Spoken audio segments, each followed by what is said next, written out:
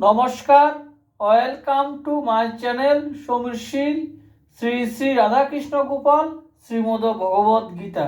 আজ 18 ডিসেম্বর 2025। আমি শ্রীমদ ভগবদ গীতার প্রথম অধ্যায়ের 34তম ও 35তম শ্লোকের 31 পৃষ্ঠা ও 32 পৃষ্ঠার ব্যাখ্যার কিছু অংশ পাঠ করছি। শ্রীমদ ভগবদ গীতা কি জয়। শ্রী শ্রী রাধাকৃষ্ণ গোপাল শ্রীমদ ভগবদ গীতা কি জয়। রাধে কৃষ্ণ রাধে কৃষ্ণ রাধে কৃষ্ণ। এখানে দুবার ওপি পদের প্রয়োগ করায় অর্জুনের বক্তব্য হচ্ছে এই যে আমি তো এদের স্বার্থে কোনো বাধা দিইনি, তাহলে এরা কেন আমাকে মারবেন? তবু মনে করো আমি প্রথমে এদের স্বার্থে বাধা প্রদান করেছি। এইরকম ভেবে যদি এরা আমাকে হত্যা করতে উদ্যত হন, তবুও আমি এদের বধ করতে চাই না। দ্বিতীয়ত, এদের বধ করলে আমার ত্রিলোকের অধীশ্বর হওয়ার কোনো সম্ভাবনা নেই।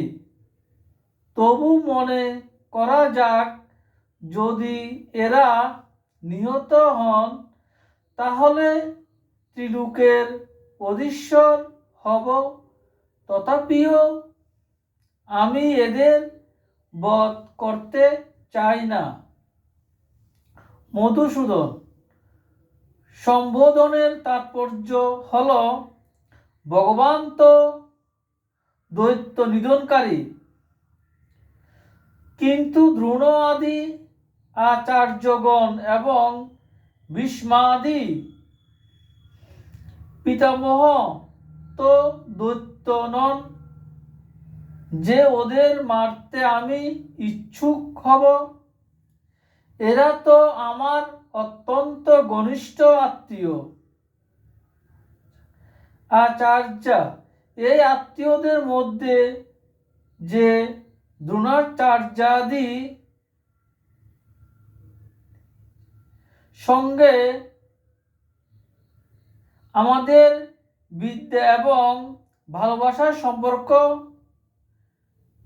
সেই পূজ্য আচার্যদের আমার সেবা করা উচিত। তাদের সঙ্গে যুদ্ধ